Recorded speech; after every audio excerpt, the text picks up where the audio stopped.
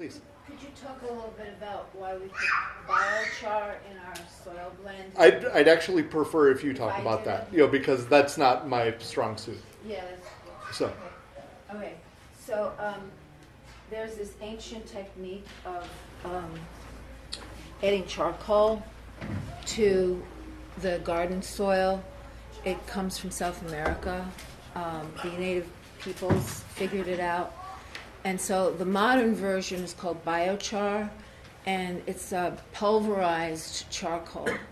And charcoal is made from limiting the oxygen when you burn wood. So they take very clean wood that doesn't have any bad toxins or anything in it, and they make the charcoal, they grind it up, and they sell it, and the companies sell it, and we buy it in big quantities. So we can sell it to people in smaller quantities to mix with their existing garden soil. And the reason that this is very useful is that it's part of the whole methodology of letting the soil, healthy soil microbes do the work for you, so that the gardener doesn't have to do the work. So the charcoal has teeny pores in it, and the microbes, the healthy soil microbes, love to make their little apartments in these pores, and they live there.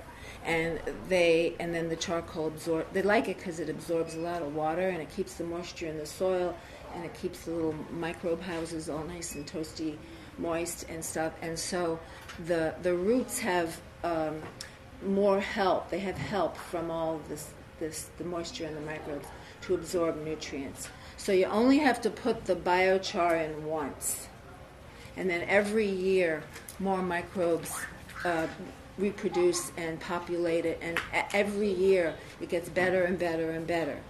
So that's why I say it's the microbes doing the work, and so the gardener doesn't have to. Okay?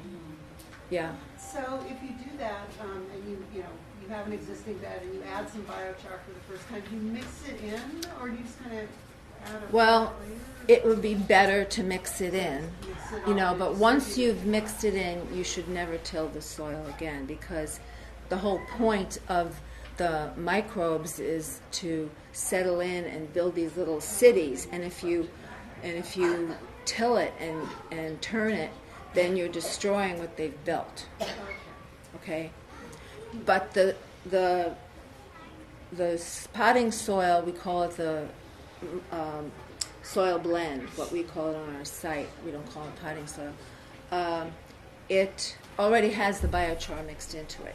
So you only need to buy the biochar if you've got an existing bed. And there are two kinds, mostly two kinds. There's more than two kinds, but basically two kinds of biochar. One comes pre-mixed with compost, and the other is it comes raw. The raw biochar is cheaper, but we don't sell it. We buy it raw, but we don't sell it raw. We mix it with our compost and let it sit for a couple months or over the winter, so that the microbes move into the pores. Because if you put the uncharged raw biochar into your soil without having it be already populated with microbes, it hurts your initial garden, because it pulls the microbes out of the soil that the plants need, because they love the biochar. So they all move out of the soil and they move into the biochar, so they're not available to help the soil roots. So when you buy it from us, it's already been charged. So we've got a giant bin, like about this tall, about as big as this table, or double the size of this table, that's sitting next to my garage with biochar and composted manure kind of just sitting in there. So it's ready for the spring. So when we install a new bed for somebody, we take the soil blend, which is pre-mixed by the landscaping company to our specifications, with compost and leaf mulch and topsoil and all that stuff and sand. And then we take that and we mix it in with several cubic feet of the charged biochar, and then we mix it all together and we dump it in the raised bed.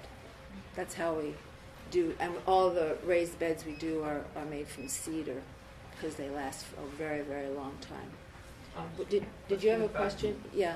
Well, I was just wondering if either of you can speak to the no-till I can. situation Yeah. in raised beds. Yeah. So, not necessarily thinking of tilling as just using a tiller.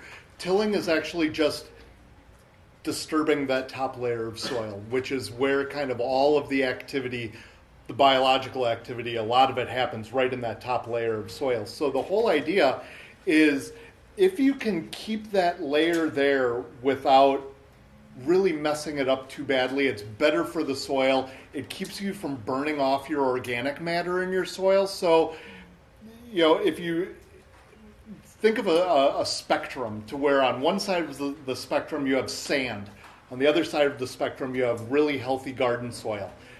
As you till the garden and you disturb the soil, your organic matter burns off and it moves towards sand. So the less you can disturb your soil, the more you'll keep it looking like it is over here as garden soil. Otherwise, the organic matter goes away and you're kind of left with rock dust. So, any type of disturbing the soil isn't necessarily bad. You have to weed, you have to be able to dig out and plant your plant, but keep it in mind and minimize it. The worst thing you could do is, say every 2-3 weeks you're going in there with a rototiller and you're just aerating the whole thing. Your organic matter is going to be gone within a season or two. So tillers aren't bad. They serve their purpose, but just remember, your organic matter isn't self-replenishing. So the less you move your soil, the longer it'll stay there.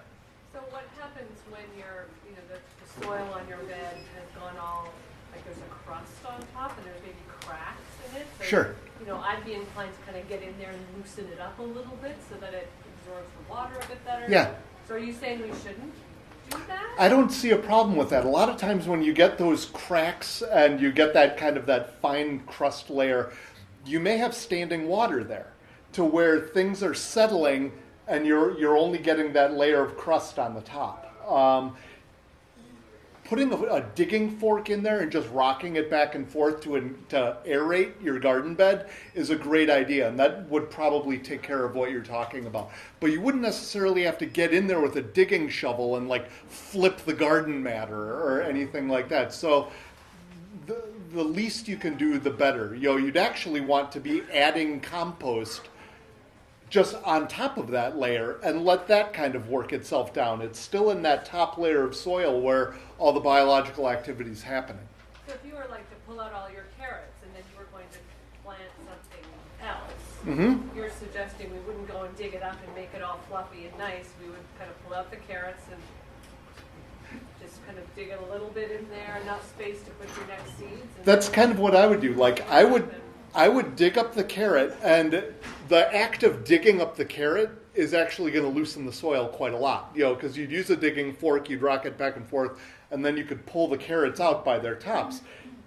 By doing that, you've loosened up the soil. So what I would do is, if I was planting a row of seeds, and that row was only a half an inch wide, I wouldn't loosen a foot wide worth of soil. I would just do what I need to do so that the general area doesn't need to be disturbed. Also by doing that, you're not exposing your weed seed bank to sunlight, and getting a whole new crop of those too. So, please. We have a tumbling compost. Mm-hmm. Sometimes mold or fungus grows in that. Is that harmful? I wouldn't think so. As long as you're a composter, you know that it's getting up to temperature. So when you add organic matter into your composter, a day or two later, if you can put your hand in it and it feels hot, like it's cooking, then I wouldn't be as worried about, that mold that you have there might only be temporary. That it may have only happened just because it cooled off. So, what I like to tell people is if their composter, if you are seeing signs of mold or it feels cool, grass clippings will fire that thing up so quick. If you add grass clippings, get it cranking and give it a day or two and it'll be going again. So. Would you be concerned about grass that has been treated by your landscaper? I would. Yeah. I would be concerned about that, because if I'd be interested to know what they were spraying, but if it's anything that has any kind of a heavy metal, I wouldn't want to add that to my compost. Please. What if you've got, weed seeds in there? Is the compost going to kill that It off? should. That's kind of the beauty of the compost is once you get it up to temperature, you're going to cook all those weed seeds. Can I say something about that? Sure. I mean, I know it's easier for you in a larger space to do, like on the farm, to do that, but I found it's very difficult to get it up to temperature in my smaller backyard bins. What he was specifically talking about, and I know Donna has one of these too, is a rotating tumbler. Yeah, I have. And one of those, some people like to compost in the different bin method to where you have 3 bins. I've always found that very difficult. It's a lot of pitchfork work. It's a lot of heavy material moving. But in the rotating tumbler, I actually find that kind of pleasant. Well, there is a thermometer Mhm. that you can stick in to the compost because you shouldn't trust just feeling it with your hand, because I've had the bad experience of thinking it was hot enough and it killed off the weed seeds, but it actually didn't. And when I used the compost, the weed seeds sprouted. So you need to get it heated up to 160 degrees for about 3 days to really kill the weed seeds. It's not as easy a task as you may think, because the tumbler that I have has a relatively smaller volume, and the bigger volume causes the bigger temperatures. So, like my friend Sue has a giant tumbler, so that's not a problem for her. But my tumbler is only maybe a little bigger than this cart, so it's still an issue. You have to use a special thermometer.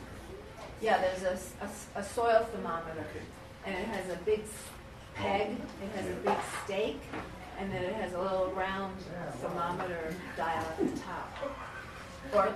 There's different styles of them. Any of those 3 suppliers I listed, Johnny's Seeds, Fedco's, they'll all have those soil thermometers.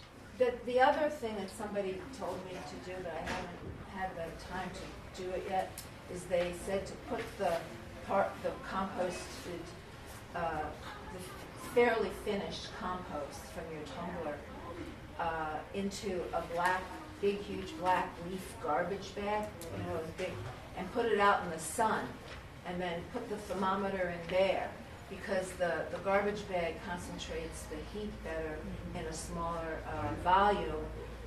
I think that'll work better than anything else, but I have to try it. Please. You referred to making your raised beds at 18 inches In height. in height. Yeah. And what do you find 12 inches or even 6 inches doesn't work as well, or do you have you need a lot more dirt to fill an 18-inch? It's true, you do.